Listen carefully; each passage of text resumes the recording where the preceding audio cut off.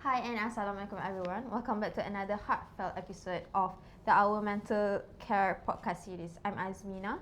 So for today's episode, we're gonna discuss about the real talk on motherhood, mom guilt, burnout and balance. So today, we have our beautiful mother going to be in a few weeks, Miss Arifah, and we have another beautiful mother of four, Miss Azmin. So today we're going to talk about motherhood. So motherhood is a very beautiful journey, but it's a very struggle journey for like both of you guys. Of course, during the pregnancy, during raising up the children, afterwards pula apa semua. So macam mesti like there's a lot of like guilt as a mother, exhaustions, self doubt whether am I a good mother or not apa semua. So can you like give what is a motherhood for you guys? Maybe Arifah dulu sebab she's going to be a mother in a few weeks. tak cukup experience. So like what is your expectation as a mother to be? Takut cakap pasal expectation kan. I don't have like any specific expectation lah to be as a mother. Tapi entahlah mungkin sebab tengah mengandung, so the hormone is very excited tau sekarang. So what I feel right now is just so excited to learn, to become a mother. Macam I excited to know what my body, what my self can handle and what I cannot. I'm excited to know what is my boundaries, apa yang I boleh cater, what I cannot do. So I tak ada expectation in terms of expectation. Cuma I tak sabar nak belajar dan buat mistakes juga in the same time. My expectation is that I will make mistake. As a first time mother, I will make mistakes. So be lenient to myself lah along the way, figuring it out. So as a for mother of four, so Miss Azmi, what is your like motherhood looks like? I think it's very interesting because it open up a new experience yang you rasa macam sometimes you feel that you're not capable of doing pun. But somehow you did it. Oh, okay. And then you see your children all grow up daripada kecil dulu. I think when you think about it balik semula, I always have macam positive and happy memories je. Oh, okay. I rasa macam susah tu macam I tak berapa ingat. So macam like during the motherhood punya journey ni, you never like feel exhaustion ke like guilty of course, ke? dia mesti ada. Okay. Cumanya now that I dah overcome that phase. Phase tu dah habis kan. Arifah baru nak mula. I dah habis. So bila kita fikir balik tu, the struggle is different lah. Dia at every stage tu ada different struggle.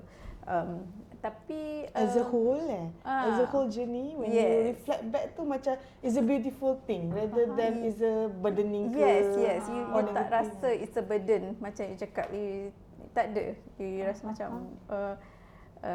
happy, exciting, interesting. Yes, really looking forward. Macam like for the motherhood journey mesti like overwhelmed, but macam like kita unsure like how the support is going to be, like how the things gonna go apa semua, like how our children gonna turn out apa semua. So it's kind of like very stressful, I think. And macam like, do you guys have a pressure to be the perfect mother for your children, Miss Azmi? I think perfect is subjective. How do you see perfect? Yeah. Some people kata perfect kalau anak dia tu cukup angkat kan. Some people perfect kalau anak dia tu well behaved. So it very subjective. So I think I always like you make mistake then you learn. You learn as you grow lah. So perfect tu as long as you rasa macam alhamdulillah you fulfill apa yang responsibility you as a mother. Kita ni as mother, Allah bagi kita responsibility apa, kita didik anak kita cara yang macam mana. So kita try our best to do that. Jadi ke tak jadi ke, that is not up to us. actually ya. Tapi kita effort tu kena ada. Determination tu kena ada. Topik mother kan, macam cara nak didik anak, cara nak jadi ibu yang terbaik lah konon. Sangat sensitif lah topik ni. I baru je nak tak beranak lagi. Tak beranak lagi dah pressure. Nak cakap pun macam sebab semua orang ada opinion masing-masing. Yes. Semua orang ada cara masing-masing. Dan kalau kita cakap cara kita pun diorang akan nanti kau dah ada anak, kau tahulah. So kita nak cakap pun macam kita macam salah. macam betul ke kita ni kan buat kita dah ada macam goal ataupun plan, how are we going to raise them, apa cara kita nak breastfeed, tak breastfeed tu baru breastfeed kan, belum cakap lagi pasal cara nak ajar anak, sangat sensitif. In my, tak tahulah, I'm a new mom in this, baru nak masuk In a few weeks. The world of mothers. Tapi it seems like a lot of mothers have a lot of opinions and sometimes it's a bit harsh in a way that yang macam cara aku ni lagi okay. You kena macam ni, you tak boleh macam ni, you kena macam ni. Sangat strict lah. Yang membuatkan macam mak takut, kita jadi takut nak buat salah. Kan? Kita jadi macam betul ke keputusan kita rasa macam ni. Contoh tidur dengan anak kan, co-sleeping ke ataupun baby boleh letak dekat kot yang lain kan, lain. Benda tu pun jadi isu yang banyak sangat. So it's not easy, yes, and there's no macam one right way answer to it juga.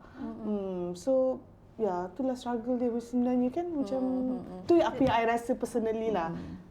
The struggle to actually fulfill orang keliling kita punya expectation, yang itu yang struggle yang paling besar. And I think that is when you have to be honest and you have to be comfortable with yourself. Tak apalah orang cakap apa pun, it's okay. Itu dia punya opinion. But insyaAllah this is I buat intention yang terbaik untuk anak I. So kekuatan itulah yang kadang dia naik, kadang turun. So like basically like the common like emotional struggles for mom is like expectation from orang sendiri, apa yang orang cakap. Orang terdekat especially kan. Faham. So like bila dengar orang tu bercakap macam you as a mother macam tak betul buat macam ni ke anak ni, tak betul buat macam ni, korang rasa macam like burn out tak? And rasa macam like guilt trip to yourself because macam tak betul ke apa aku buat yang ke anak aku ni, macam like orang tu buat lagi betul ke apa semua ke, macam mana? Of course kita first thing mesti ada terfikir benda tu, salah ke? Kan? Tak betul ke?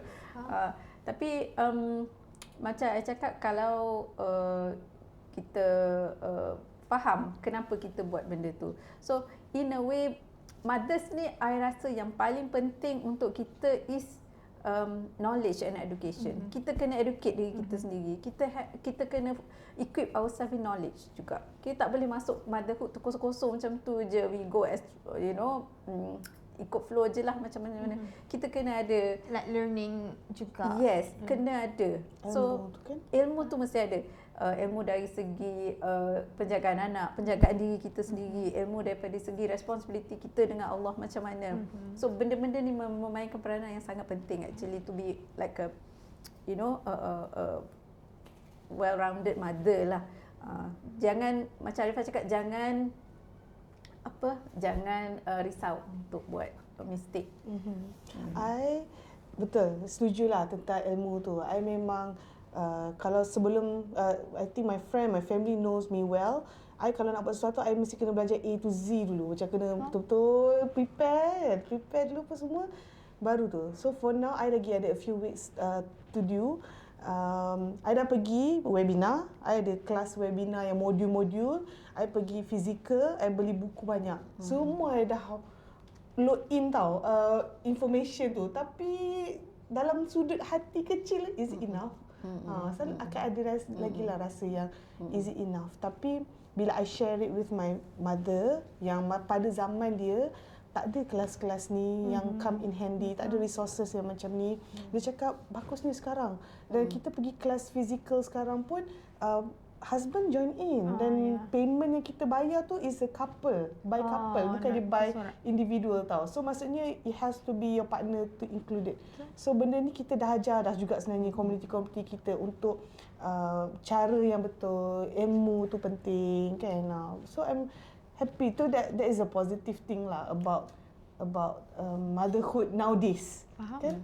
Ilmu tu come in handy, very available. Macam senang lah untuk like sekarang ni like ada Google, ada social media, macam mana kita nak tengok like others punya experience apa semua.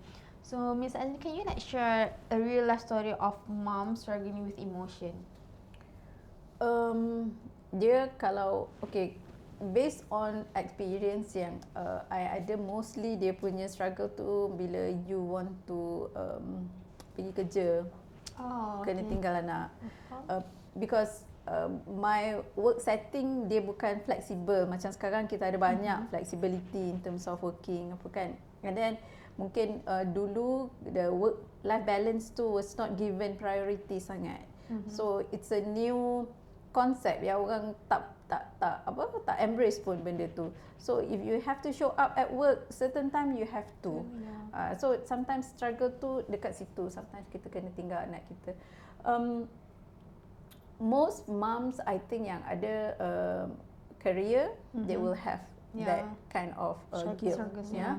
Tapi I want to share satu experience. I went to this one macam woman punya coffee morning gathering lah. Dia macam like a book club, something like that. It's like a support group. System, support group.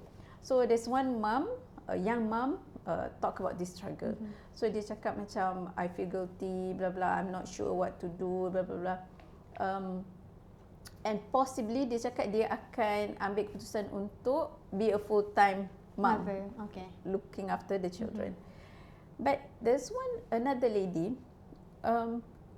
She said something I rasa macam wow, amazing. Dia jarang dengar. Dia cakap, I don't feel guilty to leave my children at home when I go to work because I tell my children that I, as a woman, as a mother, I have a role in a society.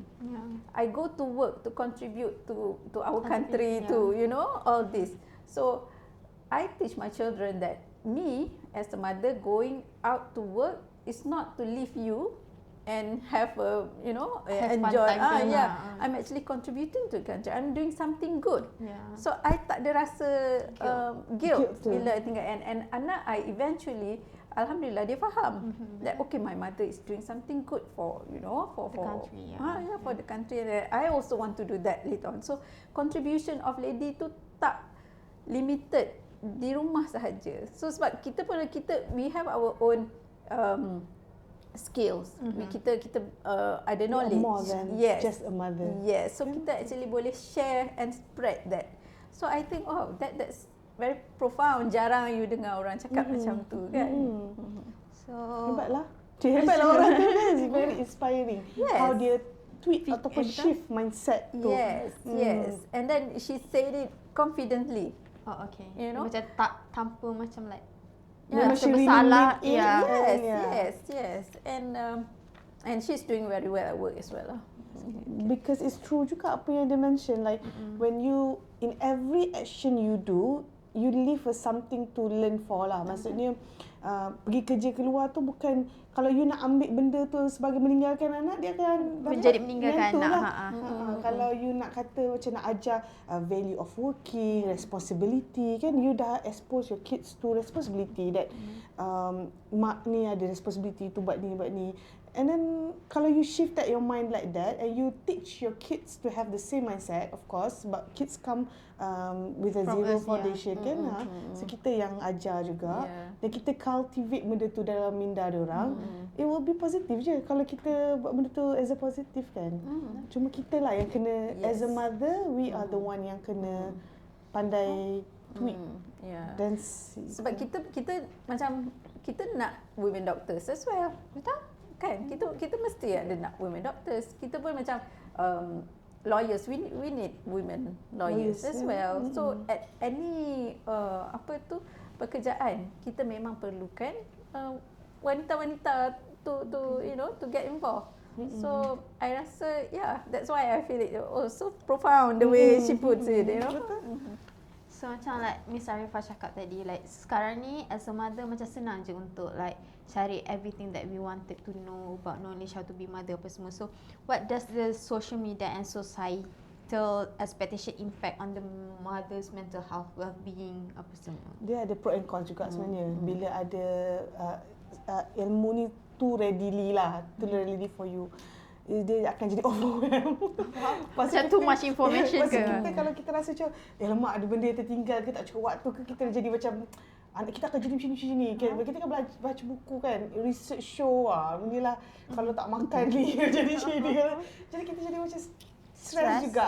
Sebenarnya adalah cons dia kat situ.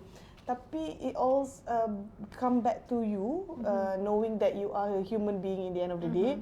Your kids doesn't need a perfect mother. They just need someone who can care and love. Okay, so that is already enough. Benda tu. So you buat mana you mampu je lah. Macam tu. I selalu cakap kat diri I, okay lah, kalau hari ni dah penat sangat nak kena buat ni, sambung esok lah. There will be another day. So don't stress. Kalau you stress, pun tak happy juga anak you. You know. So happy mother is happy kid. So the first responsibility is to be happy. So pergilah shopping ni. Jangan lepas beg pergi hospital, pergi shopping dulu. Yang tu happy wife, happy Sebenarnya kita kerja kena happy je. Tapi itulah having a lot of information pun plays a role juga dengan kita punya anxiety. But how are you going to use that? Itu yang penting sebenarnya. Kita dah ada semua information. Okay, apa yang penting sekarang? Kan, adakah benda yang mitos penting untuk you? You kena makan apa-apa sertanya cuci-cuci ni, ke benda yang memang research data, ataupun benda yang you mampu ataupun benda tak mampu. Sometimes orang kata macam okay, brand ni penting, kena beli macam-macam ni, tapi sebenarnya ada je brand-brand lain. Kalau you tak mampu, kenapa you nak stress about benda tu? Yang dia tak ada tak semestinya ada macam tu. Tak semestinya semua anak yang dapat breast pump tu akan jadi baik pula. Mungkin dia breast pump lah. Punya brand ni dia sekarang tengah fikir masa tu. Tapi kita tahu yang research yang okay, breast milk is important. That you have to at least know and play a role jugalah dalam pembentukan anak-anak macam tu. Tapi tak semestinya breast pump yang brand tu macam tu. Faham tak? Isu dia berlainan. So macam like sekarang ni kan kita boleh dapat information daripada mana-mana, daripada Google apa semua. So macam like a lot of information yang datang to like mother to be, like future mother apa semua. Sometimes tu like future mother to be tu dia buat semua all the on the Google untuk macam mana dapat anak yang sempurna apa semua bla bla, but end up anak dia ada like special needs punya special needs punya things lah. Dia macam jadi autism ke Down syndrome ke apa. So macam of course the mother will be like macam frustrated, devastated dengan all those thing apa semua. So macam mana like to overcome that thing, tu macam jangan like guilt trip sangat ourselves apa semua. Apa yang Allah berikan tu is like the best for you. So macam mana buat Miss Hasni? Sebab bila kita tengok balik, kita those are the things yang out of our control. So bila benda yang out of our control and you invested so much of your emotion, your worry and things like that, it is actually unproductive. It's not helping. So eventually I think you akan perasan your worry, your regrets, your semualah ambition crush ke apa ke semua tu, actually it's not helping you to actually function better as a mother to this special children. So macam mana you kena shift mindset sikit. I know it's not easy. Bercakap tu bukan senang. Ya, kalau orang yang melalui saja. Tapi when you come to think about it, we human is always have option. Kita ada option apa yang kita nak buat. Jadi kalau option you untuk rasa marah, untuk rasa regret and things like that, then it will affect the anak and affect your well-being, affect your family as a whole. So option apa yang you nak ambil sebenarnya? So back to having knowledge, wanita ni kena berilmu and things like, kena pandai jaga emosi and things like that, buat keputusan yang bijak. So I think that's the option that the best for you lah. So like, I mean like as a mother, kalau dah macam dapat anak special needs apa semua, macam like the pressure is like from sekeliling tu pun akan macam jadi sangatlah very pressure from outside apa semua. So macam like, do you guys have like some tips to like shift the mindset to become a positive instead of macam like guilt trip apa semua? Satu benda when it comes to special kids, sebenarnya special kids, kita mengetengahkan special kids. Sebenarnya anak kita yang normal tu pun Sama je. perangai dia ada juga perangai dia yang tak betul kan. Jadi sebenarnya not to say that not to belittle anyone here. Every anak is different and unique. And as you come pregnant so naturally, so miraculously, anak yang turn out to be pun so miraculously and so unique. Kan? So it's not about you, it's not about aku tak buat ni ke yang anak aku jadi macam ni, aku tak nak buat ni. It's not about you. Sometimes it's miracle. Tuhan memang bagi macam tu dan macam tu lah. Macam tu. Mungkin kita ada boleh ambil precautions lah. Okay, kita kena makan ubat, apa semasa mengandung kena makan ubat. Folic acid, that is important. Stuff like that. Yes, you do have to go that. Yes, you do have to go to KK. Tolong pergi KK, free je. Okay. Get your medical check-ups and get everything. It's just supaya keadaan apa sekalipun anak kita dilahirkan nanti, it won't be the worst. Yeah, we have done our part. Betul. We have done our part. And kalau benda tu dah jadi, then it's okay. Moving forward. Don't macam pergi ke belakang balik, nak cari pinpoint. If Apa you yang jumpa salah? pun, so what? What then? Kan macam tak boleh jadi apa-apa juga. Support is also very important. Betul, support. Because anak normal ni support dia lain, anak special needs ni support dia lain. So I think by sharing stories, that's why I rasa macam if women get together and share their stories, it's actually empowering each other from everyone's stories. Yeah. So kita boleh belajar macam mana cara dia handle. Kita boleh compare in a good way, saying that, you know, alhamdulillah, you will increase your gratefulness. You know, alhamdulillah, at least, you know, I ada ni, dia tak ada benda ni. So that's how you actually improve you punya knowledge, you punya well-being, you punya emotional punya stability. So I think connection is important. Connection is important with the right people, with the positive environment. Betul. So like how to get the strong support system, macam like you go to the moms club untuk dapat support system. So like how can you macam like ask your husband to give a very good support system to you? Do you have like any suggestions? Kita macam, kita sebagai individual kena pandai hidup. Kena pandai hidup lah. Kalau you tak ada kawan, buatlah kawan. Kita ni manusia yang spesies yang perlukan each other tau untuk hidup. Dan kita perlukan stimuli ataupun stimulus lah daripada luaran untuk kita mendapat sesuatu. Contoh emotional kalau kita nak bahagia, kita nak rasa kita appreciated, kita kena ada stimulus daripada orang luar untuk buatkan kita rasa appreciated. Tanpa orang itu, kita tak boleh. Jadi, as a mother, I think this is a very common juga. Bila kita ada anak, it gets very overwhelming with anak, kita terperuk kat rumah. And then of course the shift of hormones akan play a role, then you akan jadi postpartum, dah lah you pantang kat rumah juga kan. Sometimes sekarang ni dah ada CL, so orang dah tak pantang dekat rumah mak mentua ke tau. Kita panggil CL. So CL tu is orang yang bukan related to you. So lepas dia habis kerja, dia masuk bilik. Kan dia macam kita tak ada bonding session yang boleh bersembang, boleh bergelak ketawa. Jadi sebab tu saya cakap kat sini pentingnya hubungan yang baik lah mother, especially you when you know you are a mother and you know you need support. Okay, dan tapi kita kena acknowledge juga tak semua family is a good family. Not everyone will give you that support that you need. Jadi itulah rezeki, tu kira kita rezeki juga. Kan rezeki kita ni berada dilahirkan dengan siapa, mungkin mak ayah mungkin dah meninggal juga, kita tak ada benda tu. Tapi try untuk dapatkan kat mana yang you boleh dapatkan lah.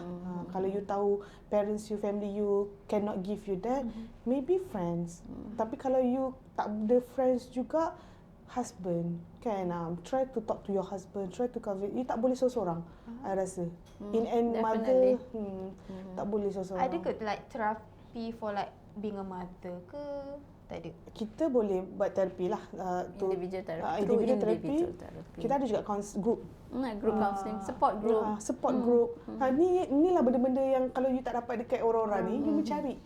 So as a mother, you kena pandai-pandai hidup. Ni lah yang pandai-pandai hidup tu. So macam ada je lah yang dekat luar sana macam ada like support system yang lain for the therapy apa semua. You kena lawan sikit perasaan yang malu, perasaan yang rasa diri kita kecil, kita tak ada family yang supportive, nak cakap dengan orang. Kita kena lawan benda-benda tu. Sebab benda ni yang you perlukan. In the end of the day, you still need those people, those ni untuk betul bila you berkeluar kan, memang you akan dapat banyak information, dapat banyak support. Memang you akan rasa different lah Rasa sebenarnya. macam like, oh I'm not the only one yang rasa benda ni. Orang lain pun ada. Okay, faham? Kalau you buat mother duties memang mother duties ni all the time. Tapi kalau you terlampau hanya membiarkan hidup you dengan anak you je, takut you yang rasa kosong. Lonely. Burn out. Betul. Lonely most of the Betul. time. Lonely. Because anak tu dia boleh play role as anak je. You still need the role of the friends, kan? So as a mother of four, Miss Azli, macam mana like for you to not compare your children with others? Macam it's gonna be like so hard, but like how you overcome that? Each other ke atau dengan anak orang lain? Dengan anak orang lain. Oh, okay. Okay. I think again macam kita belajarlah daripada kesilapan kita, things like that. Masa kecil-kecil tu I'm sure kita mesti ada pernah tercakap kawan awak tu dapat nombor berapa? Kan, especially kita dalam sistem yang nombor-nombor ni. So benda tu kadang-kadang efek dia besar dah lama. Kita tak perasan benda tu. And then as I grow, as I see other people punya experience, I rasa kita kena ambil setiap orang as individual yang unik. Oh, okay. Jadi dia tak ada kat sini tapi dia ada kelebihan dia dekat sana. So kita fokus on kelebihan dia itulah. Kita pun kelebihan kita ada kat sini, kurang kat sana. Betul. Jadi bila kita nak compare tu, sometimes it's not a fair comparison because you're not comparing apple to apple, orange to apple. You know, you compare orang ni lain, orang macam lain. So kepandaian, for example, maybe classic example, you cakap kalau siapa yang berjaya tu siapa yang boleh naik pokok, for example. Kalau binatang-binatang kan, takkan gajah yang tak boleh naik tu dia maksudnya dia tak successful, dia tak pandai, dia tak boleh, tapi sebab dia bukan bidang dia. Betul. Jadi by focusing on each anak punya strength and then dia punya talent, so you tend to appreciate them as who they are. So like how like you show your appreciation towards them?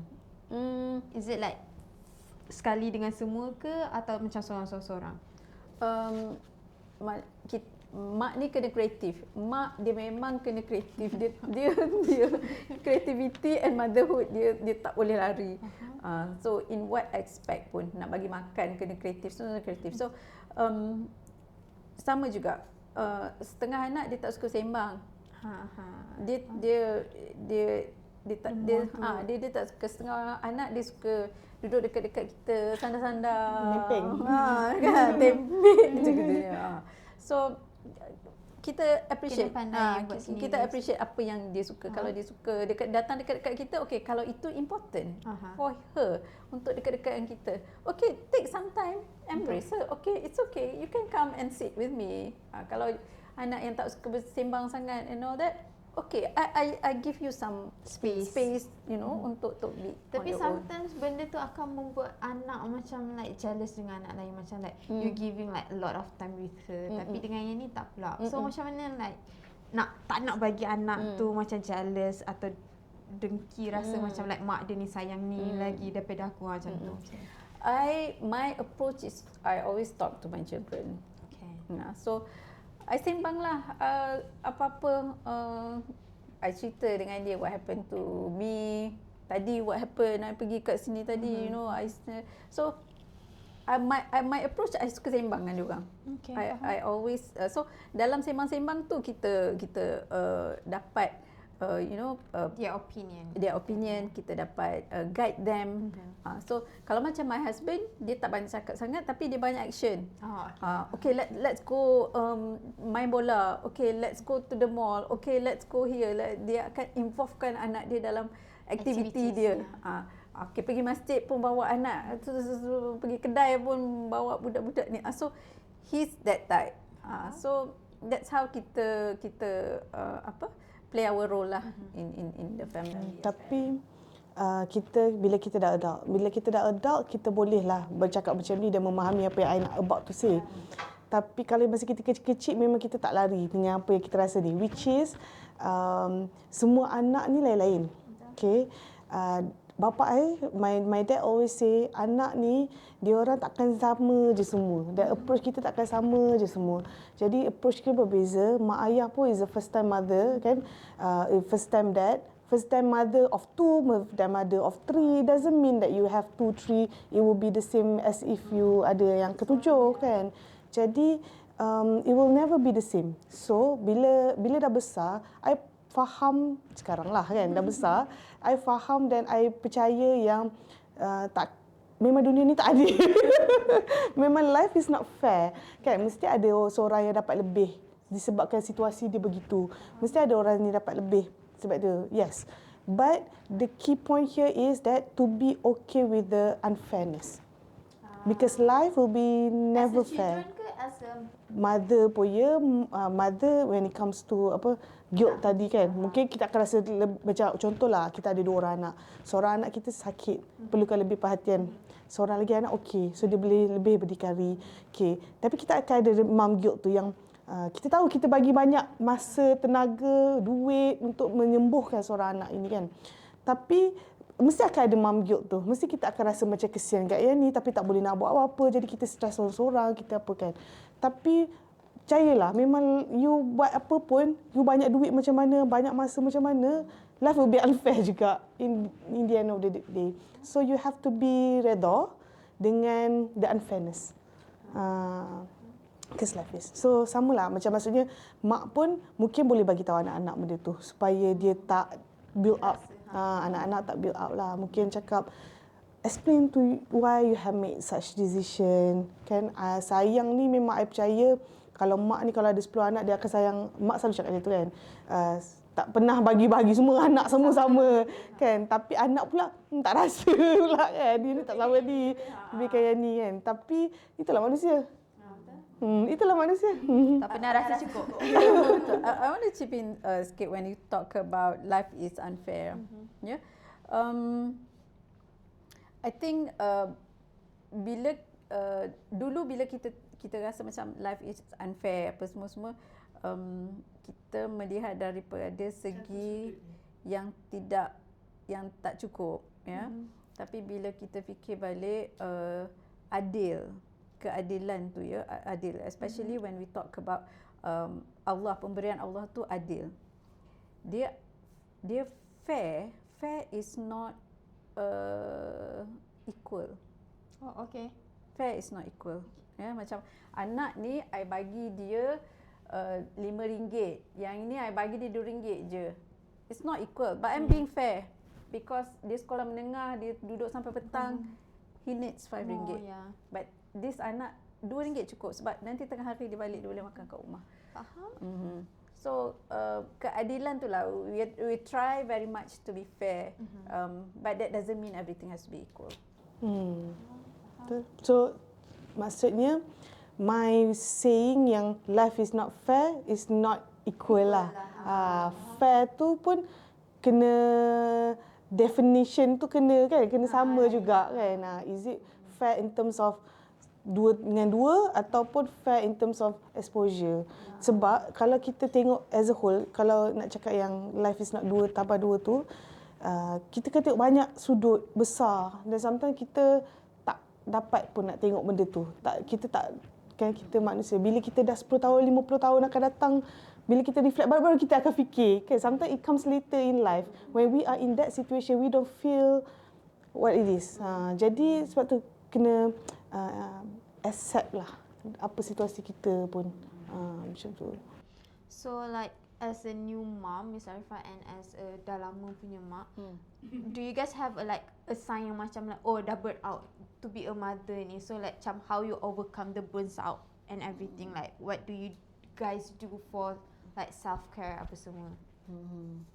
Oh mesti burn out tu kalau macam dah tak larat nak bangun buat sarapan, dah tak larat nak pergi bangun, you know, Hantar anak pergi sekolah. yeah, especially kalau anak you tu macam tangga kan, yang ini nak pergi tuition, yang ni nak pergi ni hectic schedule as a mother.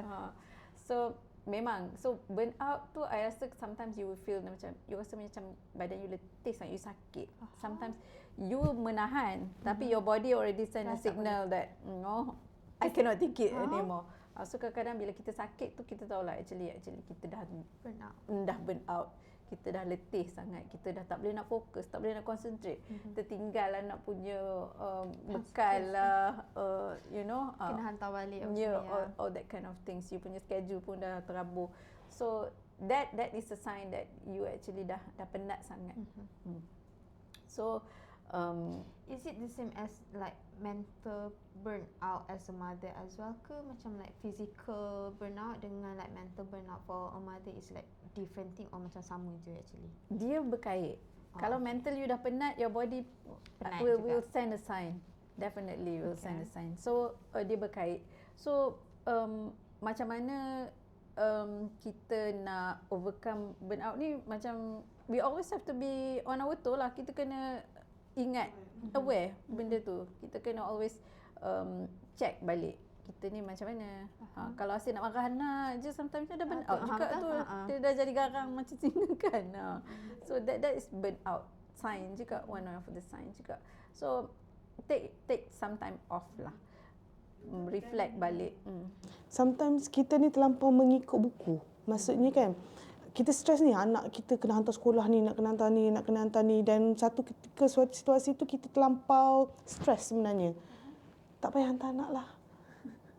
Satu hari tak mengefek seluruh tu kan. Kalau you rasa you are too much, you are in the bridge of, you know, hurting yourself, ending yourself, you know. Tak payah hantar anak, ataupun hantar masa tak payah buat kerja rumah. Biar je dia terbengkalai rumah tu. Tapi macam mana like nak buat benda tu without rasa guilt pun as a mother macam tak buat benda tu? You have to remember you are human. Make peace with everything. Betul. Rumah tu kalau bersepah lah kan seminggu je dalam masa berapa setahun. Memang tak sedap, memang tak selesa, memang tak tu. Tapi do what is that you can do. Jangan nak semua perfect, semua nak kena cantik, kena pergi sekolah. Sometimes you are just a human being. Benda tu kena penting kan. Dan you kena ajar juga anak-anak you, bila dia orang berada dalam situasi yang sama, what they will do. Do you want them to shout to people, bagi tahu stress tu dengan marah-marah, dengan anger?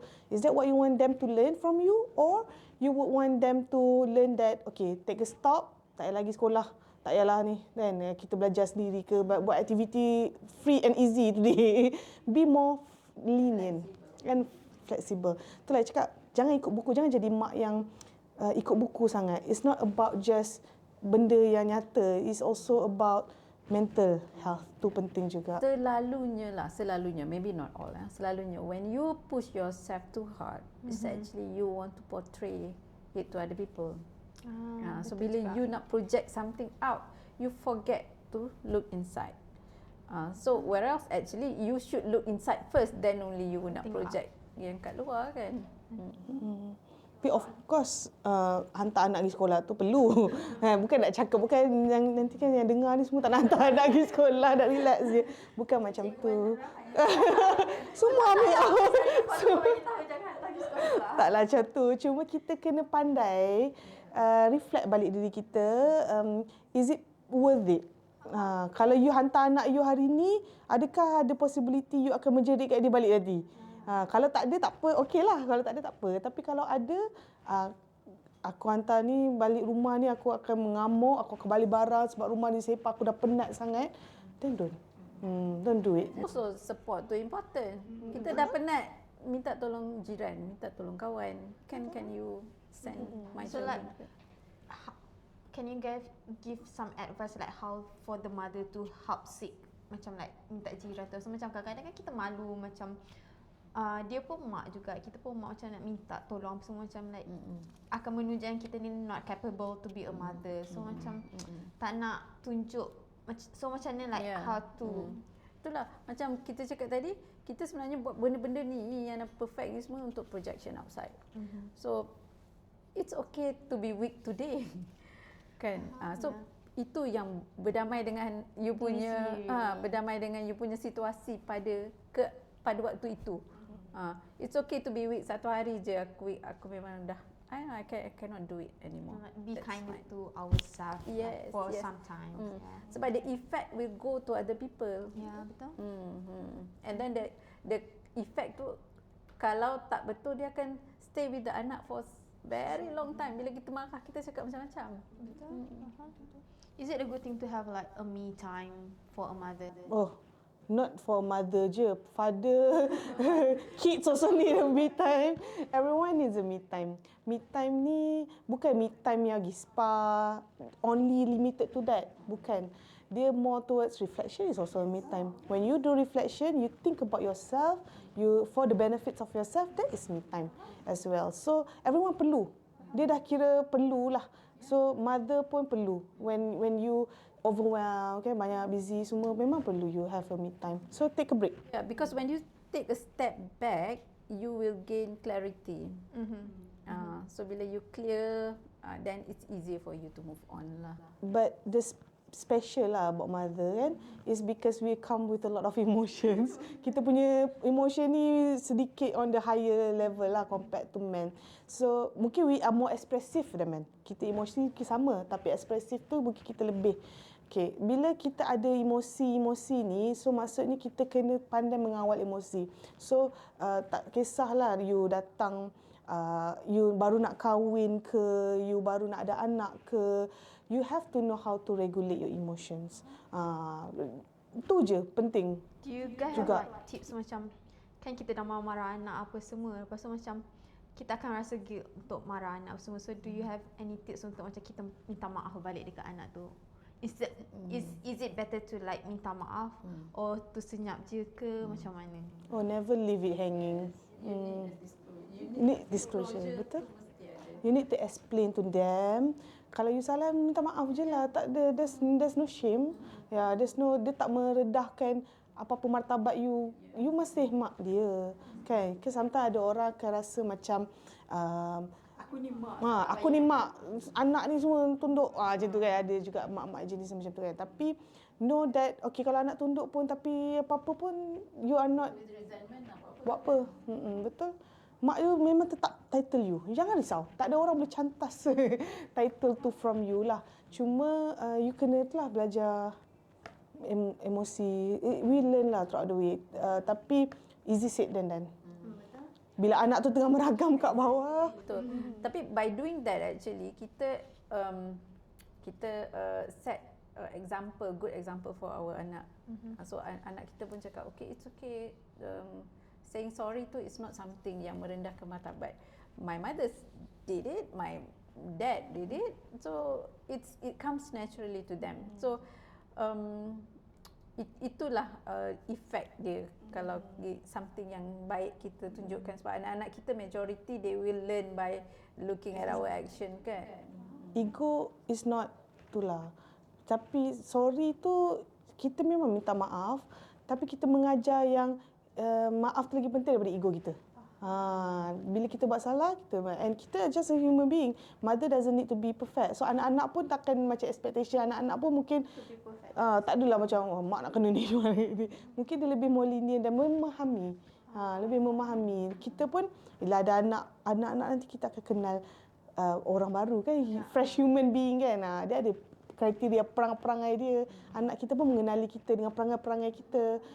Jadi benda tu lah perlu minta maaf. So like as a mother, macam mana kita nak consider for seeking a professional bila kita dah macam like very stressed or very like tak boleh nak tolong sangat dari diri ni. So macam mana nak kita like how to seek the professional apa semua macam mana Miss Azni? Dia selalunya bila kita rasa kita dah tak boleh function as our self. Dia dah disrupt our daily routine. Oh okay. So that is when you kena seek professional help. Sebab kalau macam kita discuss tadi, kita cakap okay, kita ambil me time sikit, kita reflect, we take a step back. Yang tu yang masih rational, yang masih boleh manage well your emotion. Tapi there are situation where dia dah terlalu, dia punya stress tu dah sampai panic attack ke, dah sampai anxiety and eventually depression and things like that. Kalau dia tak perasan, orang-orang keliling dia Kena tolong, be aware, tolong That's look what after. we need to have a very good support system. Faham? So, ada lagi? So like we can conclude that there's no such thing as a perfect mother juga apa semua. So macam like Definitely tak ada. yeah. Perfect mother is only when the mother love their children unconditionally, grows and like try to be the best for them apa semua. Effort to count. It's not the results that count. Kalau anak ni dapat 9A, maksudnya aku adalah mak yang terbaik. It's not about that. It's about every effort that you put in, that is enough. The moment that you memang tak nak sangat bangun malam, tapi you bangun malam, that is enough for the kids. That is enough. Just do whatever you have to do whatever you need to do. That is enough. Tu je. Tu kena jangan rasa macam kita dah buat ni pun kita masih lagi tak okey, Benda tu sebenarnya negative thoughts lah. Dia akan looping in your mind. Dia akan makan you punya self-esteem, self-confidence. You akan rasa you tak baik, you tak not a good mother. Benda-benda tu yang akan makan dan lama-lama eventually macam Puan Azni cakap tadi pun, dia akan effect lah sekeliling you. You nak pergi jumpa orang pun you dah malu dah at this point. Kan, you dah rasa rendah diri. So, sebenarnya you are doing great. God give you kids for a reason. Okay.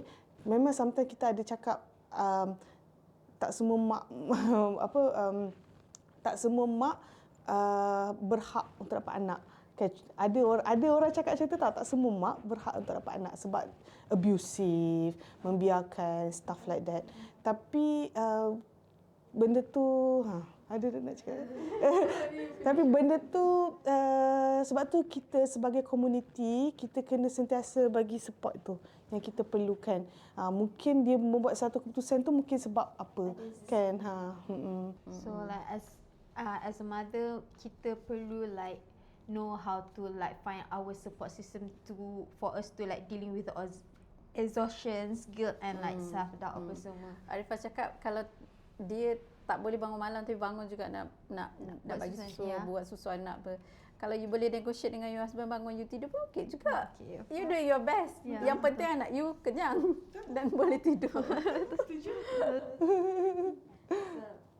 You fikir pasal anak you pun dah mother dah. You know, when you care about other people kan, you just think about okay, so nak bawa makan apa. That is already syukurnya dapat mak yang memikirkan tentang kita kan. So actually don't I know the social media and the life nowadays portray macam perfect mothers lah kan, and everything. Dah buat cucu-cuncun je comel anak cucu bekal. Tapi betul, that is them. You are you. You are unique. You are you. Macam mana pun there will be always someone who calls you mom. And how beautiful is that? Kan? Faham. Okay, thank you Miss Azni for joining us. Thank you Miss Arifah and like good luck for your newborn nanti. Okay. So thank you for listening to our podcast for today. We are looking forward for next episode. So see you guys next. Bye.